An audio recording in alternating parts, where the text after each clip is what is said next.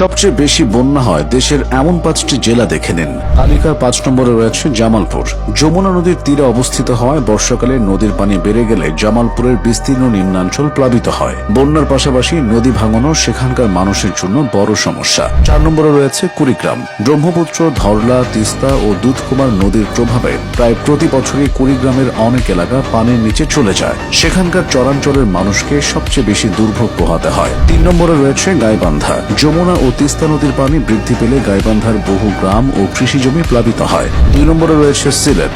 মেঘালয় থেকে নেমে আসা পাহাড়ি ঢল এবং টানা ভারী বৃষ্টির কারণে খুব অল্প সময়ের মধ্যেই সিলেটে প্রায় আকস্মিক বন্যা দেখা দেয়। এতে শহর, গ্রাম, সড়ক ও ফসলি জমি একসঙ্গে ক্ষতিগ্রস্ত হয়। আর 1 নম্বরে রয়েছে সুনামগঞ্জ। হাওর বেষ্টিত এই জেলা মেঘালয়ের একেবারে পাদদেশে অবস্থিত হওয়ায় উজানের পাহাড়ি ঢল এবং অতিবৃষ্টির পানি দ্রুত এখানে এসে জমা হয়। ফলে প্রায় প্রতি বছরই সুনামগঞ্জে বড় ধরনের বন্যা দেখা দেয়।